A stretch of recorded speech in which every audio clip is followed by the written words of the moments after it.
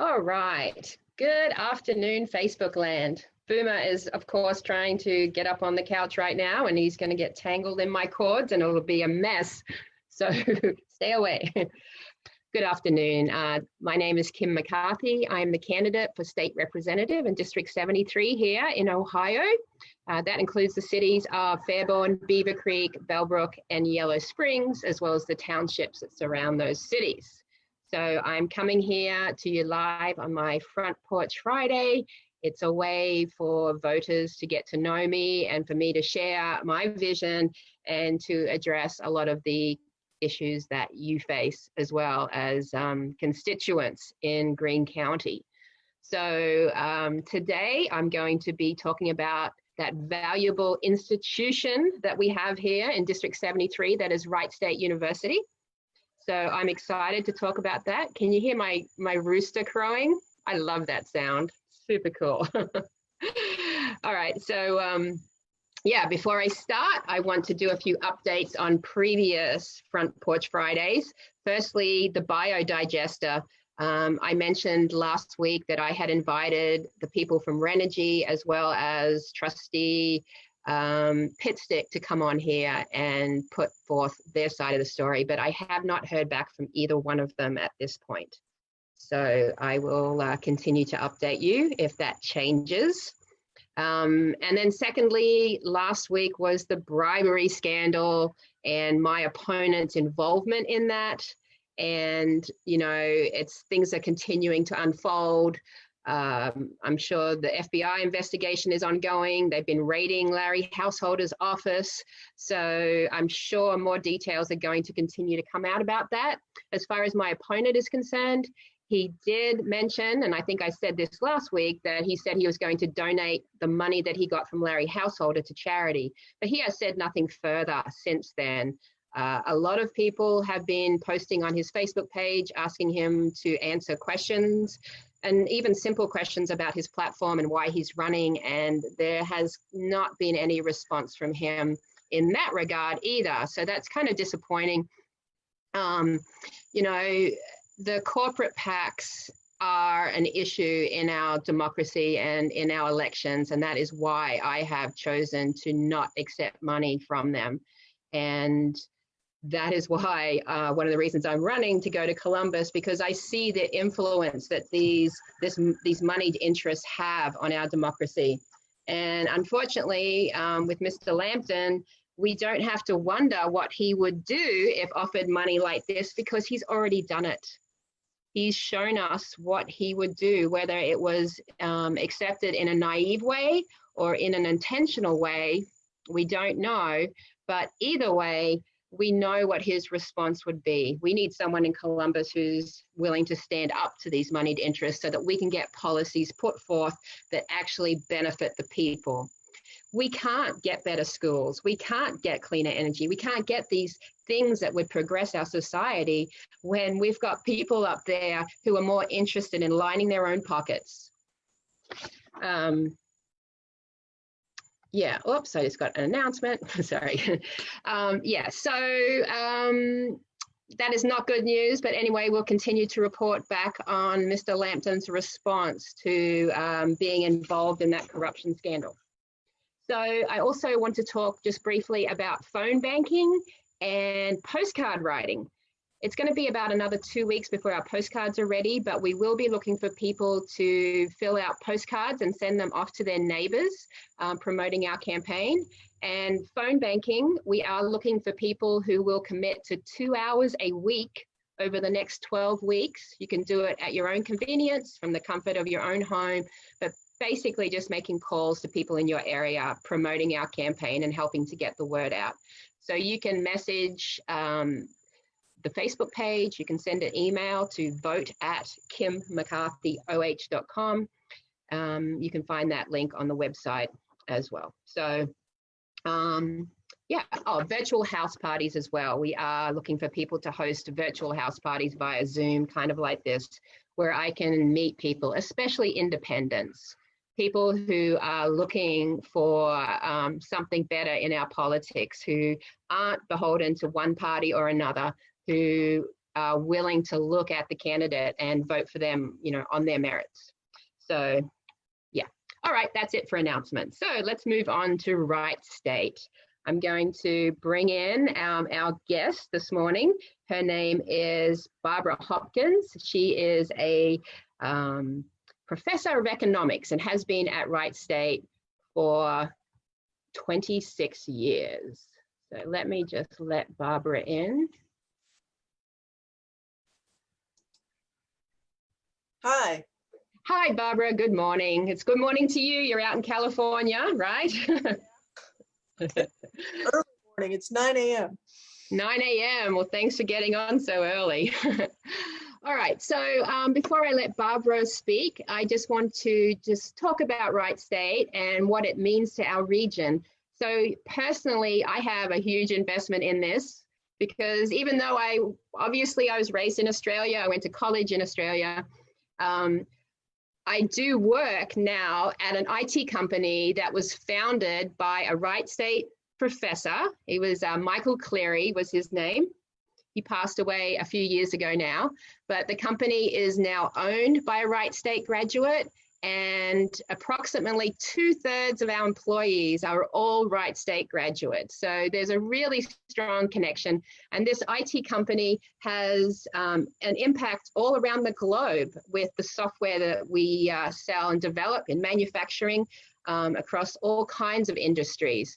They're a really amazing company, and if Wright State didn't exist, I don't know if this company would.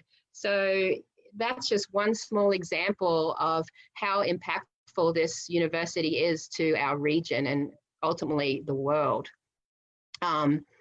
We have Wright Pat, obviously, right next door, and without a strong workforce, without people to draw from, talent to draw from, how are we going to support all of the industries that surround Wright Pat? You know, we're talking about the Space Force coming to Wright Pat as well. And again, we need a nice, strong, educated workforce if we are going to be able to support that. So let's talk about let's just talk about the funding, because that, as a state representative, that is where we come in when it comes to Wright State.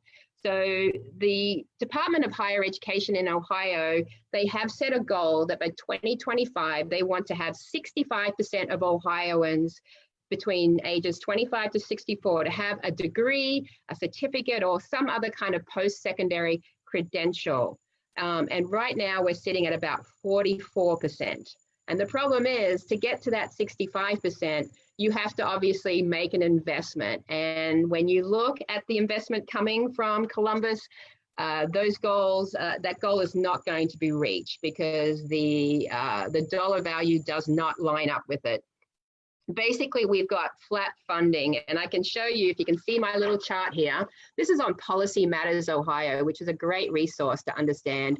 Yeah, it's a little hard probably, but basically back in 2006, the share of instruction, that SSI, state share of instruction, which is what helps keep tuition low and helps fund the university, it was at $1,948 in 2006, and here we are in 2021. It's at $1,916. So it's gone down about $30 per student, but obviously when you factor in inflation, it's gone down. So that is not going to help increase the number of people educated. Right now, we're ranked as 45th worst in the nation for college affordability. There was research done that found on average, if you're in the lowest income family, so if you're under $30,000 or less, you have to spend 81% of your income to get a college degree. So that is obviously not doable for the vast majority of people. And college is one of the best ways that you can raise your income and have a better quality of life. So the recommendations basically from this study I'm looking at is that we have to, and this is what I say all the time, reverse those tax cuts, close those loopholes that reduce our revenue and prevent us from having the funds to invest in things like education. So that's what we need to do if we want to revitalize our communities and keep the education level of our citizens strong. So with that, moving on from the boring numbers that unfortunately don't look too good, I want to open the floor for Barbara to come in and say hi and explain how she sees Wright State and its role in the community from the faculty point of view. So, hi, Barbara. Hi. The first thing that I want to say, I've been at Wright State since 1994. And when I started teaching, roughly 65% of the cost of educating a student was paid for by the state. And now it's 33%. So what that means to the student is that you're paying twice what you were paying when I started teaching. And that's at a time when, as you say, having a college degree is more and more important for economic success. For, you know, where it used to be having a high school degree, what was important, now, you know, it's having a college degree. And if you don't have the college degree, you know, that's one of the simple ways that employers are going to use to filter through, you know, who, you know, these 200 job applicants, these ones don't have college degrees, we'll just throw those away right now before moving forward. So that's really important. But I also want to emphasize something, that there's a big difference of opinion between our board of trustees and our faculty, in that, one, we're providing students with an education that increases their economic opportunities, but it's more than that. We think of it as more than that. We're educating students to be able to think clearly. We're educating students to be able to have agency in their own lives. We're not just educating students to have skills that employers want to buy and treat them like machines. We want students to also, we want to educate students to be leaders, like the CEO at the company that you work for. We want our students to have a richer education than just checking off a series of skills that employers can use. And we have members of the board of trustees who say things like, why do you need a 4-year degree? I'd rather have employees with a 2-year degree so that I can mold them to be what I want. They're thinking of their employees as machines that they can use and manipulate. And we think of our students as people who can grow and be citizens and leaders and shapers of the Miami Valley and of Greene County. And yes, I'm looking at my t-shirt now and I'm thinking that's a pretty appropriate shirt to be having on for this discussion. And that's a different, the board of trustees, part of the problem that we have with the board of trustees, the old model was that you would have a board of trustees and you get the richest people you can find, and then maybe they will be guilted into giving a lot of money to the university. And that was the sort of idea. And sort of what has shifted is, one, they're thinking, oh, we need to think like a business, we need to make money. And as somebody pointed out who looked at the finances of the universities, you know, we think about these as nonprofits, but they're not really nonprofits, they're tax exempt. They're thinking about, how do we get more money? How do we amass more money? And it can't come from tuition in the model where you're describing people can't afford a lot of money. So what we need to do is what got Wright State into financial trouble, if anyone's been reading the press, is trying to come up with new schemes to make money that have nothing to do with educating students, to distract us from the main project of educating students. But the other thing is that they're trying to think about, well, we need to compete for students so that we can cover those tuition. If tuition is covering more and more of our costs, how do we compete for students? How do we attract students? So you get great ideas like, well, we need to have a Division I basketball team instead of a Division II basketball team, because all of our students really want to pay an extra $1,000+ to have that. So there's a sort of disconnect about what our real mission is. And a distraction from that real mission, and a tendency to take that mission itself for granted. In the strike that we had, which feels like a long time ago now, but just last year, they put people in the classroom. My favorite example is you have a graduate level Chinese politics class, and the guy who was the lawyer, because he's Chinese American, was assigned to fill in teaching. Expertise matters. Now with COVID and the way we see our president treating his epidemiologists, it's more important now than ever to recognize that experience and expertise actually matters. Right, for sure.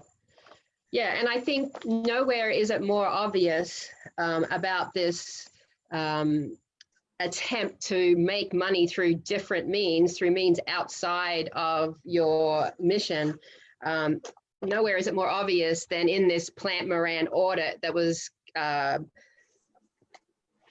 2011 through 15, that was that took place, that looked at the WSRI and WSARC, those two shell companies that were developed, that were purchasing real estate and leasing out employees to contractors around the base area.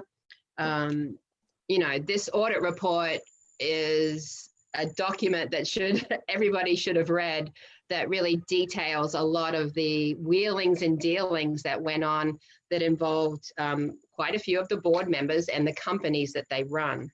So I get what you're saying about that. I know some of the real estate is actually being sold off right now. Some of those, that they tried to purchase, and there's conflicts of interest with that, with the people they're buying it from. It's completely unacceptable, in my opinion, what went on there. So, yeah, not good. All right, so how is it as a member of the faculty since the strike? You came to an agreement and went back into the classroom. Everything, I mean, sort of one of the things that is very clear to us as faculty, and that has been demoralizing to people, especially at this point, is that the Board of Trustees have been attempting to use COVID as an excuse to reorder their relationship with the faculty. What they tried to do, something similar to what happened at Akron. I don't know if you saw the news about Akron, but basically they decided to declare an emergency to fire, I forget how many faculty, but I think 90, 80, something like that, including tenured faculty. And they're hiring people with the most expertise and the most experience, because they're the most highly paid. And so that's the way to cut.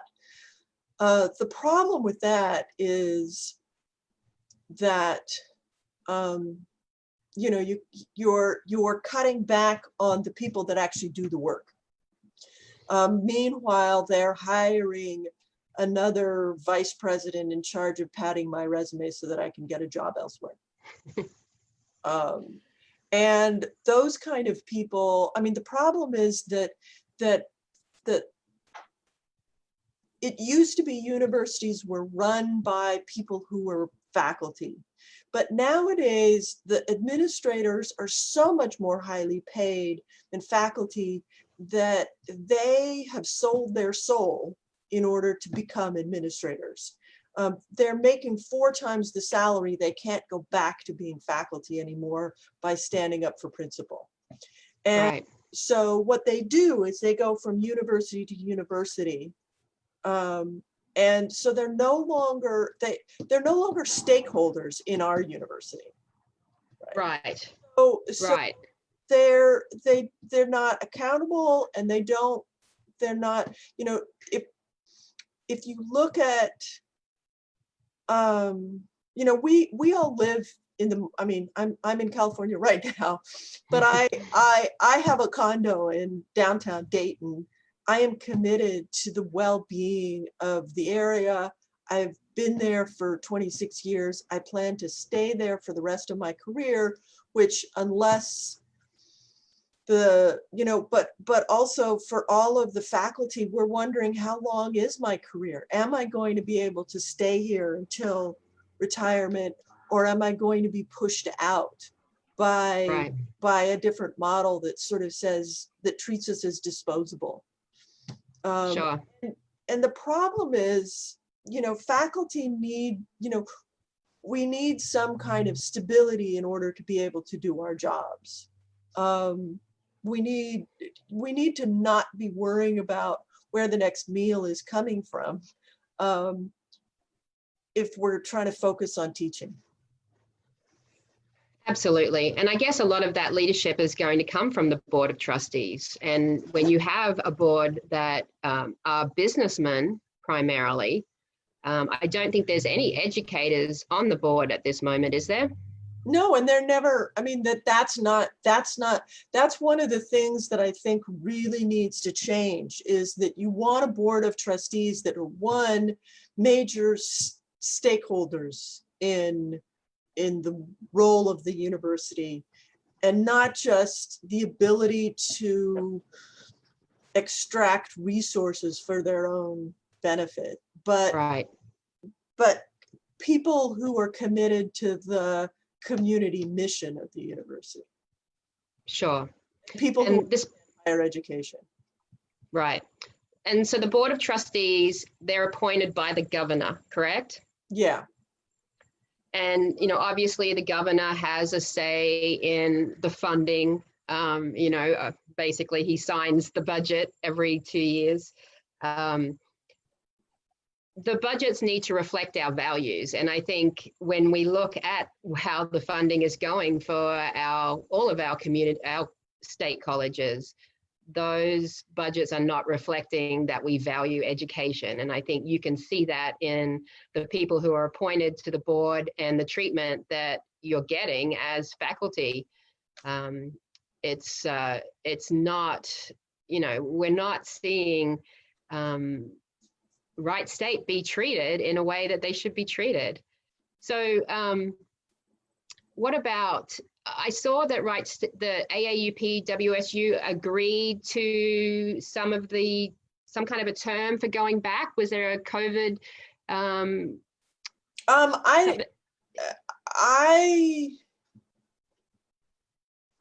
may have missed that piece of news. Yeah, I feel it said they're okay. So part of what happened is this, that the university had a thing that they were framing as, here's the training that we're doing for you to understand what you need to be back in the classroom, about, you know, what your response, everybody needs to wear a mask, basically. Everybody needs to check themselves every day and ask themselves, do I have any of the symptoms of COVID? Do I have a fever? No. Okay, I can go to class. The university was pretty late in terms of deciding how they were going to organize the classes. My colleagues at other universities found out in June whether they were teaching online or not. But the faculty have been spending all summer preparing for the idea of being able to do this and how we're going to do it. But then at the end of this form and this training that says this is what you need to do in order to be in the classroom, there was also a thing where you essentially say, I acknowledge the risk and I accept the risk of being in this workplace. so what they're really concerned about is not our well-being, but covering the legal liability that the university might have should somebody sue them in case they get COVID. Sure. So what are the classrooms going to look like? Is there going to be some in person and online, or? I had wanted to teach one of my intro class online. I think my upper division class, I think those students are better at being self-motivated and so on. I had wanted to teach my lower division class online because I think there's a problem and concerns about the digital divide and people who might not have as much access to high-speed internet and so on. But it became clear that it didn't matter that for my 40-person class, that there was no place that we were going to be able to have a class. And so I opted to say, I said, I want to teach the class online, and shifted to that because it was clear that was just the most logical thing to have happen. Okay. As far as I know, things are sort of settling out and people know what they're doing. I know that in the College of Business, they've reset up the classrooms in Wright Hall, where, the desks that used to hold 2 or 3 people are now holding 1 person, so that they've got those down to a much smaller number of people. Part of the problem, Okay. we still don't really know how it's transmitted. So,